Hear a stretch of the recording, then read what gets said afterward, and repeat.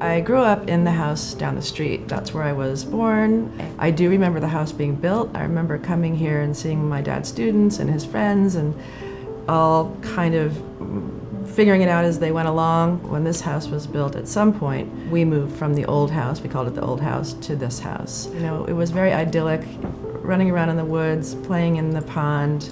So when we moved out of the ILZRO House when I was 7, Mrs. Lorraine House bought the house and moved in. She was the head of the apparel design department at Rhody, and she was great friends with my dad. She really loved my father.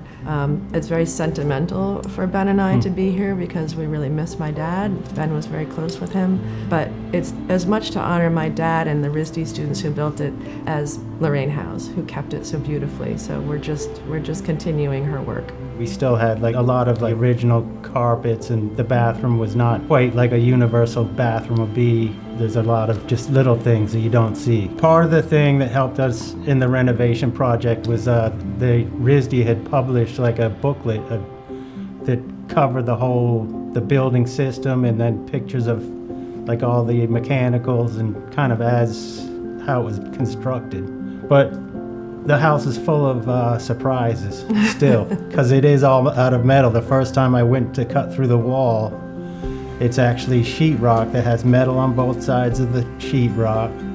And then there was a layer of lead in between there. Finally got done drilling the hole, and I said, "What took you so long? It was so loud." And he took the piece and he showed it to me and he said, "Who does that?" I said, "Marc Harrison does that." Universal design was something that Marc was doing before it was even named universal design, and it really came out of his belief that the things that we design have a huge impact on people's lives. And he was really interested in designing things that were easy for people who may have some difficulties, may have a little bit of a disadvantage. And so his products were easy to use, easy to understand, and so that you could intuitively see how to use something just by looking at it. Of course, as a sophomore, you don't know the context of all of it. But that's how I learned design, and I've been doing design, ever since.